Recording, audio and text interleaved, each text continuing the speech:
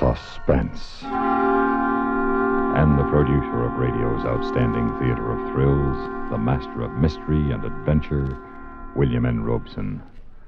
Almost every malefactor starts yelling, "I was framed," as soon as the law puts the arm on him. And sometimes they have been. Nobody will ever know how many inmates of state's prisons are there because of circumstantial evidence. Of such a one is our story concerned. Listen then as Charles McGraw stars in The Silver Frame, which begins in exactly 1 minute. Another visit with Joe and Daphne Forsythe. Joe, honey. Uh-huh. Joe, darling, put down the paper. I've got something important to ask you. Okay. Joe. All right. What? How many savings bonds do we have? What kind of a question is that? A good one. How many? I'm not sure. I'd have to count. And I'm reading the paper. Now, what do you want to know for? Have we got enough to make things comfortable for us? Very comfortable. That's why I buy on a payroll savings plan. A bond a month will give us quite a nest egg for the future. Enough for a college education? Eventually. But who's going to college? Our children, silly. We don't have any yet. Oh? What do you mean, oh? Better buy some more bonds, honey. Daphne, you mean? We've got a new investment. How about that? And now, The Silver Frame, starring Charles McGraw. A tale well calculated to keep you in suspense.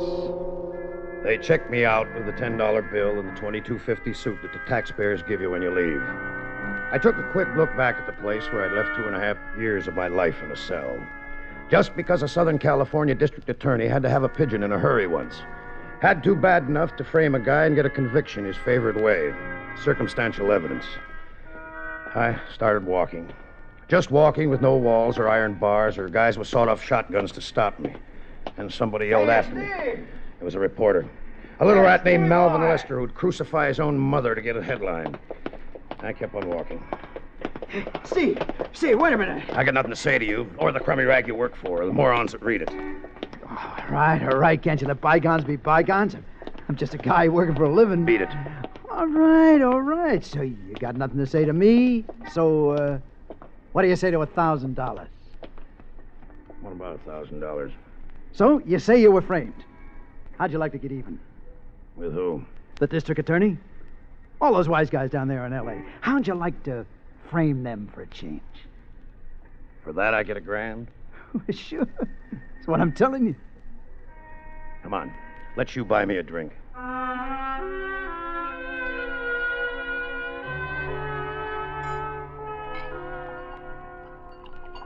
First bell to booze in more than 2 years. Okay, what's the pitch, Melvin? Well, there's been quite a lot of cases like yours lately. Circumstantial evidence. The DA looking for quick convictions and building himself up for the election, you know. Yeah, I know. So my publisher's tangled with the DA a couple of times already, so we want to lower the boom on him. That's where you come in. How? Like this. There's a dame, see? What dame? Well, that's all arranged. You pay her a little social visit, see? You cut yourself a little with a butcher knife or something, and there's blood, she screams, you beat it. But you leave your hat and your driver's license. I don't have one. So we'll get you one. The neighbors hear the scream. They see your car driving out the driveway. They call the cops. Now, the cops don't find the body, of course, but they find blood in your car. Yeah, go on. They pinch you, and you tell a straight story. The blood is an accident. Then you had a quarrel, and she started to yell, and you left. But they don't believe you.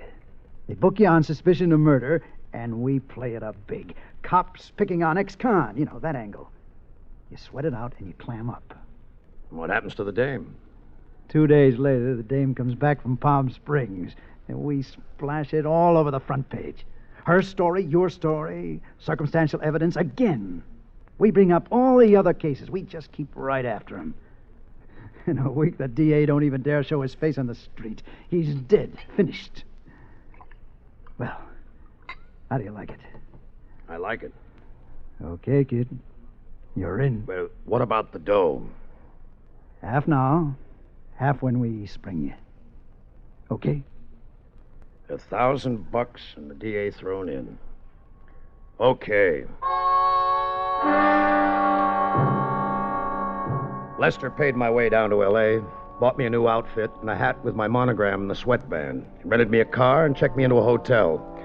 While I was soaking in the tub, he went over to his boss office, the big shot publisher, L.B. Rawson, brought back 5 bills and the dame's name and address.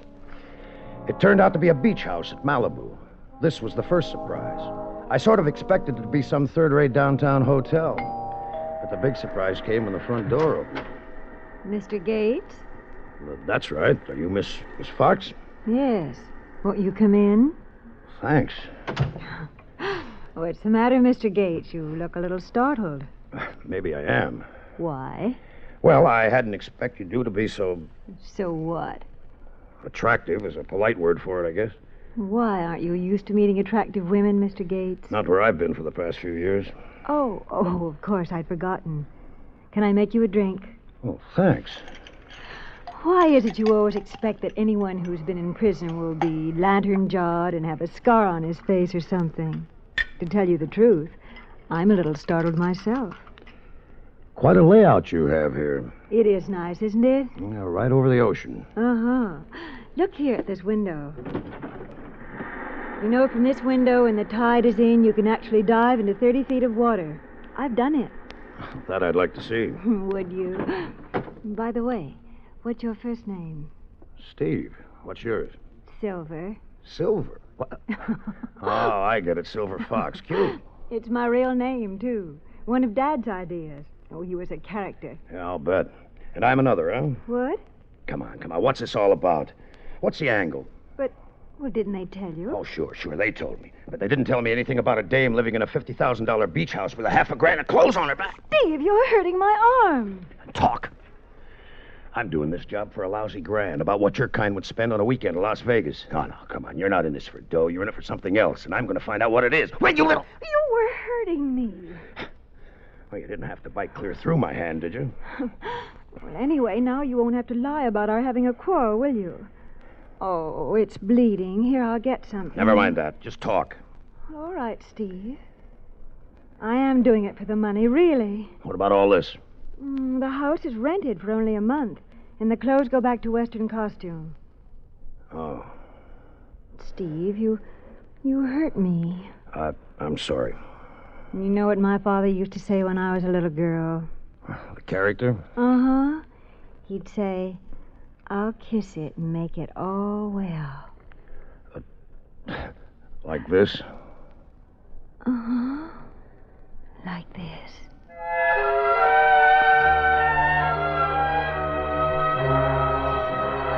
It must have been a couple of hours later when we heard the car that was supposed to pick her up blowing its horn down the road. And I let her out the front way as quietly as I could and went back to finish up the rest of the job. I knocked over a couple of chairs and shoved the furniture around some to make it look as though she'd put up a good fight.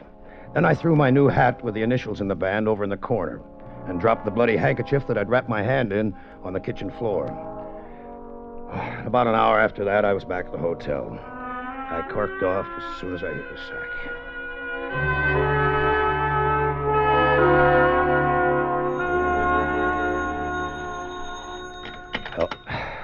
Hello? Hello? Excuse me. I must have the wrong number. Oh, what number do you want? Excuse me. It was already dawn, so I got up a little later. I knew I was going to have a pretty busy day, and besides, I'd ordered all the morning papers, and I wanted to read about myself. When I opened the door to get him, there was a little guy standing out there. Oh, excuse me. I'm so sorry. That's all right. Excuse me. I looked after him for a second because his voice sounded exactly like the one who had wakened me on the phone. So what? I went back to bed with the papers. Sure enough, there it was, right on the front page, how a young woman tentatively identified as Miss Silver Fox had been murdered in a swank Malibu beach house, and how the police expected an arrest momentarily. And how the remains, charred almost beyond recognition, had been found in the incinerator. That's what it said, right there in black type. They'd found her body. I was still lying there, shaking and looking at the ceiling when the DA came for me. All right, Gates. Let's go downtown and talk it over.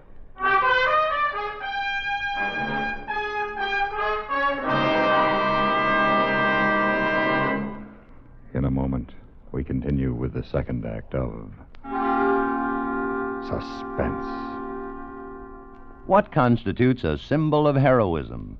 When it comes to one of our best-known military medals, the Purple Heart, the symbol is a purple enameled heart within a bronze border. Superimposed is a profile of George Washington in his uniform of general in the Continental Army. Above is his coat of arms, between two sprays of leaves in green enamel. The ribbon is purple with white edges. The Purple Heart was the first American military decoration and was created as the badge for military merit on August 7th, 1782, in an order from Washington's headquarters at Newburgh, New York.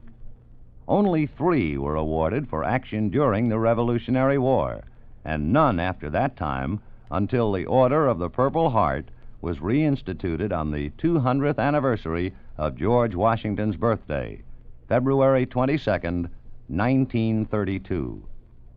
The Purple Heart is awarded to individuals wounded in action against an enemy of the United States, or as a direct result of an enemy act.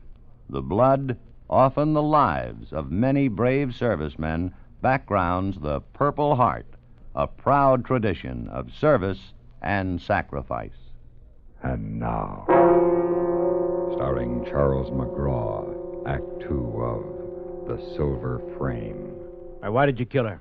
I didn't. You was in love with her, wasn't you? No. Look, you just got out of queue, you went to sea, you found out she'd been double-crossing you, so you killed her. Come on, don't be a sap. Talk. He's right, Steve. Why don't you make a full statement? Maybe there were extenuating circumstances. Maybe we can make a deal. I've told you the whole story. I've been Framed, sure, you're always framed. What about the blood? What about your hat? What about the body? I don't know anything about a body. The blood was where she bit me. You admit you had a fight with her. Sure, but... What about? Look, what's the use of putting me through this routine? Call the paper like I told you and talk to Mr. Orson. I've got news for you, Steve. We did. Yeah? He says it's the most cockeyed story he ever heard in his life. In short, he says you're a liar. Oh, he's covering. He's scared. All right, then, get a hold of Malvin Lester. He's a rat, but he can't be rat enough to let an innocent man go to the gas chamber just because his boss tells him to. I'm afraid we can't get a hold of Lester. Why not? He's in the morgue. Who killed him? That's our worry. Oh, it shouldn't worry me a bit, huh? Steve, be smart. Do what I tell you. Maybe we can reduce it to second degree. I can almost promise you the worst you'll get is life. Oh, thanks. But I'm warning you. If you make us go to trial on a first-degree murder indictment, I'll send you to the gas chamber just as sure as... Okay. Oh, okay, I'll talk. Well, now you're using your head. Here's a statement all made out. Just a general confession, you understand. We'll get the details later. All you have to do is sign. I'm not going to sign anything you wrote. Okay, write your own statement. I don't want to write anything. Well, what do you want? You just said that... Look. Take me out there to her place. I'll go through the whole thing for you, just the way it happened. Every word, every move. You can have a stenographer take it down, and then I'll sign it. Well, I guess there's nothing wrong with that. It's a deal, then? It's a deal. It was dark when we got out to the beach. I was taking a long, crazy, desperate chance, and I knew it. If it didn't work, well, the spot I was in, it wouldn't make much difference anyway. And then we were inside of the house, and they were all standing around, and I was in the center of the stage. All right, Steve. Do your stuff. Well, we had a few drinks, and, well, I hadn't been in the same room with a woman for 2.5 years, and well, anyway, she fought me off, and that's when she bit me. That happened here. We were standing right here. Then what happened? Well, she broke away and ran across the room and to about where you were standing, only back a little further. Here? Yeah, about there. And what did you do? When she bit me, it hurt. I was startled. I backed up a couple of steps toward the window until I was standing about here. Then what did you do? Then I jumped! Hey, get away! Get away! Hey, get away!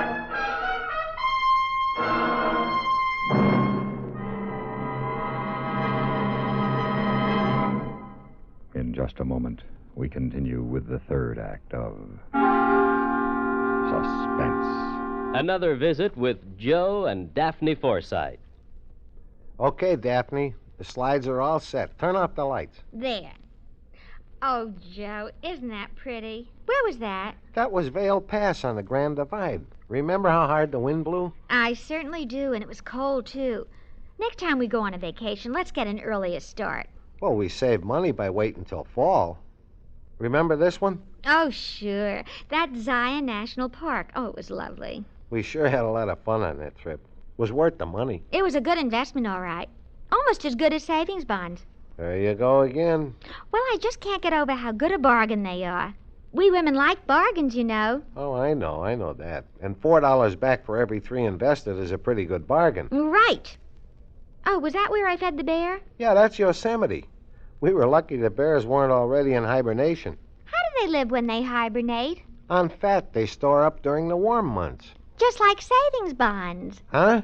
Well, you buy a saving bond a month, right? Yeah. And it's a great way to save, the way those bonds rack up interest, right? Right. So we're just like the bears. We're storing up fat for our future use at interest rates that give us $4 at maturity for every 3 invested. A very interesting idea. You can learn a lot from nature. Yeah, just imagine. Smokey the Bear selling savings bonds. Oh, Joe, show the slides. And now, starring Charles McGraw, Act 3 of The Silver Frame. One thing I can do is swim, and brother, I did some plain and fancy swimming that night. Even with my clothes on, I must have made 30 yards underwater before I had to come up for air. I could see them running around with flashlights on the beach, but out where I was, it was dark as a pocket. There were only 5 of them. They couldn't cover the whole beach. I made for a little rocky point about 100 yards north and pulled myself out of the water. I could see the flashlights all huddled together down by the house, and I started crawling up the embankment to the road. At the top, I stopped for a second or two listening, and then poked my head over the edge. And right into the face of the little man I'd seen that morning in my hotel.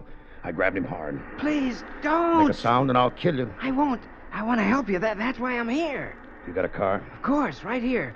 Right by the side of the road. Then head for it. I'll be right behind you. One funny move and I'll break your neck, and I mean it. Yeah. Oh, follow me. Here's the car. You see? Yeah. Well, get in. Hurry. Oh, boy. You sure led me some wild goose chase today. Uptown, downtown, out to the beach, and then you jump out the window into the ocean. Oh, boy, I sure earned my money today. From who? Who pays you your money? Well, the person I work for. Who's that? Well, someone who's interested in your welfare. Oh, come on. What's behind all this? Please, Mr. Gates, if you'll just be patient a little longer, I promise you that where I'm taking you, you'll get all the answers. After climbing up through the Malibu mountains for a quarter of an hour, we turned in at a big iron gate and drove through about 3 acres of estate. I had a hunch whose place it was, and the house made the hunch look even better.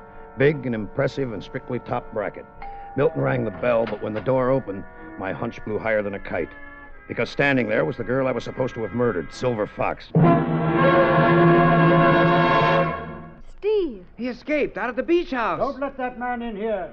Don't be silly, darling. We've got to let him in now. I kind of thought I'd find you here, Mr. Rawson. It is Mr. Rawson, the eminent publisher, isn't it? I don't know who you are. I don't know what you're talking about. I think you do. We better kill him now, Mr. Rawson. That's the best thing to do. That's why I brought him here. You put away that gun, Milton, and stop acting childish. All right, now. Just for openers, who's Milton? Well, let's say he's my brother. All right, let's. You're very foolish not to let me kill him now. He's a very dangerous man. Please, don't talk about things like that. Well, Steve, it looks as though we'll have to come to some sort of an arrangement. You want to tell me about it? Yes. You see, Charlie, that is Mr. Rawson. Well, he's been very good to me for the last year or so. And the house was rented and the clothes go back to Western costume. Well, you don't expect a girl to tell a man everything the first time she meets him, do you? Okay, so he's been very good to you. Yes. In fact, he even insured my life and made my brother Milton the beneficiary. For how much? $300,000. Gates, I swear to you I knew nothing about this. The proposition that Lester put to you was absolutely genuine. Well, maybe it was to start with. But, Mr. Rawson, I think I could make a pretty accurate guess as to who suggested the little stunt of framing the DA. It was Silver, wasn't it? Yes, it was. I thought so. She's a very smart girl, this one. By the way, what happened to your reporter, Malvin Lester? Who can trust a man like Lester? Something had to happen to him. And the girl in the incinerator? Just a girl, a friend of mine. Nobody, really. So you kids collect the insurance and I hold the bag. Is that the way you want it, Mr. Rawson? No. I had no idea Silver would do a thing like this. How long do you think an old goat like you is going to hold a doll like this when once she gets her hands on heavy dough? I think we can settle this, Mr. Rawson. Of course, there's been a couple of murders. Before we can get the cops off our necks, they're going to want somebody to pay for them. If it's money, I can easily... No can do. Not a murder rap. They'll want a victim. A patsy. I don't understand. Why not Milton here? He actually did the killings. Why, I... All right! I warned you! Duck, Steve! Thanks, baby. You really have got everything, haven't you? Even your own gun. Well, a girl needs protection sometimes. Well, there's our patsy. Get the money, Steve. Milton's got it on him. You got it that quick? Big newspaper men have ways of arranging these things. $300,000 cash. It's pretty, isn't it? Yeah. Steve. Yeah? I've been thinking about something. So have I. You and me. Silver. What about your sugar daddy here? Oh, he couldn't say anything. He wouldn't dare. Oh, Silver, baby, how could you? We've got the dough. Yeah, it could work. Oh, I know it would, darling. Okay. But you'd better give me that gun of yours. All right, Steve. Thanks. Well, what are you doing? Getting some law to clean this up. Give me the DA. He'll talk to me. Tell him it's Steve Gates. Farley? Well, I've solved your case for you. You'd better come out here. 1124 Balana Canyon. No. Two of them. Steve! A little stiff named Milton and a dame named Silver Fox. Steve!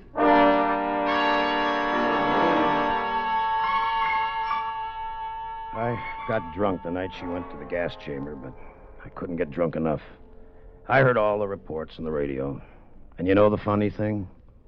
Right up to the last minute, she was still saying she'd been framed.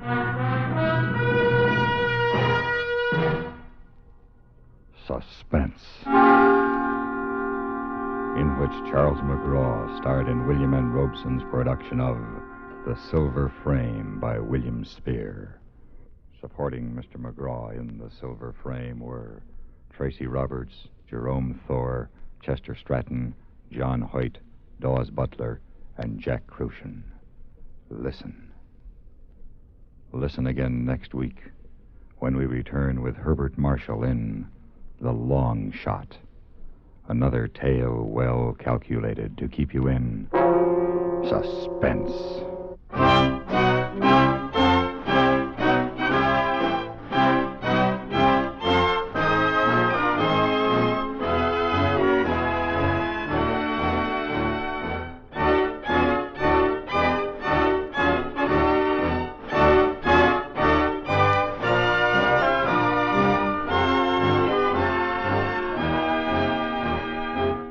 Suspense has been brought to you through the worldwide facilities of the United States Armed Forces Radio and Television Service.